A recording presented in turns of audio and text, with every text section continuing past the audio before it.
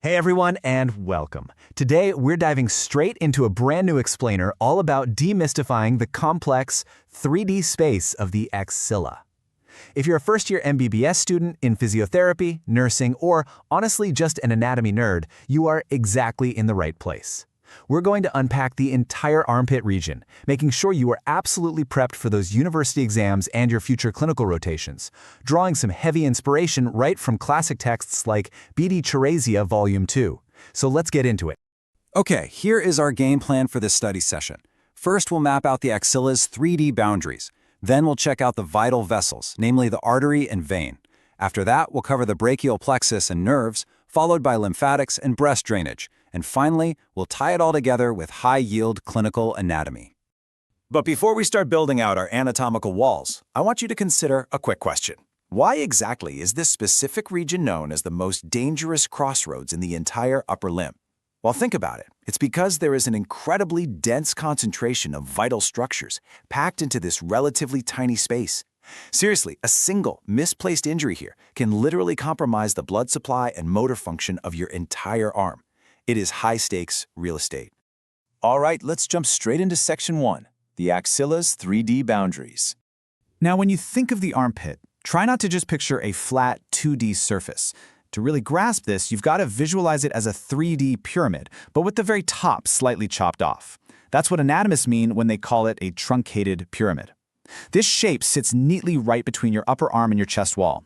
Functionally, you can think of it like a massive highway interchange. It's the primary distribution center where all your major vessels and wires travel from the root of the neck straight down into the limb. You'll definitely want to take a mental screenshot here, because mastering these 6 specific structural borders is a super high-yield exam requirement. Let's build that pyramid. The apex is that chopped-off top, directing traffic right up into the neck. The base is the floor, literally the skin and axillary fascia you can feel under your arm. For the anterior wall, you've got your chest muscles, the pectoralis major and minor. The posterior wall behind that is built by the subscapularis, teres major, and your massive latissimus dorsi. Then, for the medial wall, closer to your body's midline, you have the upper ribs and the serratus anterior muscle. Finally, all these walls converge at a narrow lateral wall, which is basically just the intertubercular sulcus of the humerus bone. Moving right along to Section 2, vital vessels, focusing on the artery and vein. Let's look at the plumbing. So, the absolute crucial point here is how we categorize the main blood supply, the axillary artery. Instead of trying to memorize one long, complicated tube, anatomists divide it into 3 manageable parts. And the cheat code here is the pectoralis minor muscle on the anterior wall.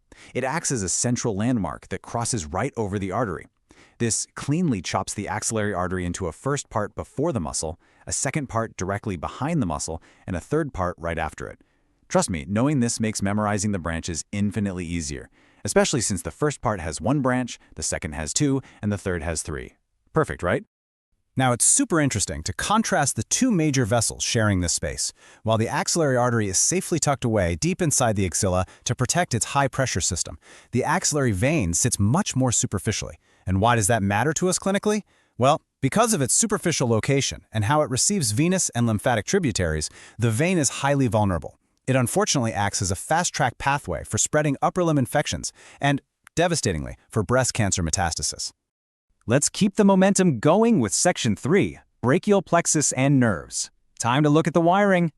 I know the brachial plexus can look like an incredibly intimidating wiring diagram, but we have a classic simple memory trick to recall the exact sequence of formation. Just think, remember to drink cold beer. That stands for roots, trunks, divisions, cords, and terminal branches. The roots and trunks actually start way up in the neck, but as they pass through the apex into the axilla, they split into divisions, reorganize into cords that literally wrap around the axillary artery, and finally split into the major terminal branches. That's the wiring that gives you the ability to move and feel your arm. But hey, the main plexus isn't the only set of wires in this space. Don't forget that the thick axillary fat and connective tissue protect some highly vulnerable standalone nerves. Specifically, you've got to remember the long thoracic nerve running straight down the medial wall and the intercostobrachial nerve. Since they aren't bundled neatly with the main plexus, they are notoriously easy to damage during surgery. Keep these in your back pocket because they are absolute classic Viva questions. Next up is Section 4, lymphatics and breast drainage. Let's talk about the filtration system. This breakdown maps out the 5 axillary node groups exactly as described in BD Chirurgia, and it is absolute gold for exam prep. Notice how the first 3 groups, pectoral, subscapular, and humeral, correspond perfectly to the physical walls of the axilla we built earlier. They all drain inward to the central nodes right at the base, which then flow upward to the apical nodes at the top. The most critical takeaway here, you need to explicitly track the primary metastatic route for breast cancer. Because the breast rests on the anterior chest wall, lymphatic fluid drains first into the pectoral nodes and then cascades straight up the chain, ultimately hitting those apical nodes. Finally, let's wrap this all together in Section 5, High-Yield Clinical Anatomy. This is where theory meets the ward. Remember that super vulnerable long thoracic nerve we mentioned earlier, the one running down the medial wall? Well, imagine a surgeon is performing a mastectomy to clear out those axillary lymph nodes. If they accidentally nick that nerve, the patient is going to present with a classic, highly testable deformity known as a winged scapula. Why? Because severing that nerve paralyzes the serratus anterior muscle. Without that muscle actively holding the shoulder blade tight against the rib cage, the scapula literally wings outward when the patient tries to push against a wall. Let's rapid fire through a quick clinical review. If an infection gets trapped in the dense, deep fascia of the armpit, you get an axillary abscess. It won't easily burst on its own, so it requires prompt surgical drainage. For the lymphatics, always check for axillary lymph node enlargement as a potential first sign of breast cancer metastasis.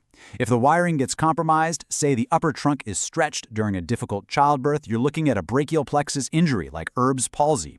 And lastly, if the main plumbing gets hit, an axillary artery laceration requires you to rapidly compress the artery directly against the humerus bone on the lateral wall to stop the bleeding. The bottom line, every single structure we've discussed today has a direct, testable clinical correlation that you absolutely need to know. To wrap up this explainer, I want to leave you with a final, provocative thought to really test your spatial reasoning. If a patient presents with a severed C5 root way up in the neck, which specific axillary wall loses its primary muscle function? I want you to review your BD Chirurgia notes, trace the wiring from the brachial plexus down to the muscles, and connect the neurology right back to those physical walls we built at the start of our session. Think it over, keep studying,